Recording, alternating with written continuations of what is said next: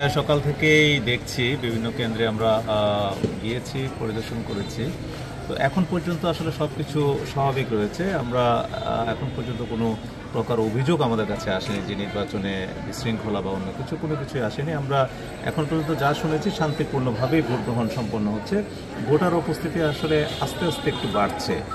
সকালে যে পরিমাণ ছিল তার চেয়ে কিছুটা বেড়েছে। আমরা প্রতি 12টায় একবার, তারপরে আমরা 3বার আমরা রিপোর্ট দেবো। এর মধ্যে আমাদেরকে জানাতে হবে কত % ভোট কাস্ট হয়েছে। আমরা সেটি সংগ্রহ করার চেষ্টা করছি। আমরা সময় সময় আপনাদেরকে জানিয়ে দেবো যে পরিমাণ ভোট। নিরাপত্তা ব্যবস্থা এখন পর্যন্ত আমরা কোথাও কোনো ঝুঁকির কথা শুনিনি, কিংবা কোনো কেন্দ্রে কোনো বিশৃঙ্খলা হয়েছে এমন কোনো বিষয় শুনিনি। আমরা একটু বলতে চাই যে নিরাপত্তা ব্যবস্থা কিন্তু অন্যান্য বারের চেয়ে অনেক বেশি মোতায়েন করা হয়েছে। বিশেষ করে আমি বলবো যেখানে সশস্ত্র 5 জনের জায়গায় 7 জন করা হয়েছে, যেখানে 6 জন ছিল সেখানে সশস্ত্র 8 জন সদস্য নিয়োগ করা হয়েছে। সেটা মাননীয় নির্বাচন কমিশন কিন্তু এ বিষয়ে গতকালও তাদের সদয় সিদ্ধান্ত আমাদেরকে জানিয়েছেন, আমাদের সাথে একমত পোষণ করে সেটি জননিরাপত্তা বিভাগে পাঠিয়েছে।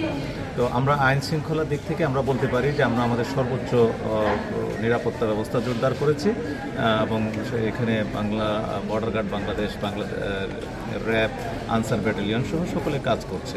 আমরা আশা করছি শান্তিপূর্ণভাবে আমাদের নির্বাচনটি সম্পন্ন করতে পারবো। এই ক্ষেত্রে আপনাদেরও সহযোগিতা চাই।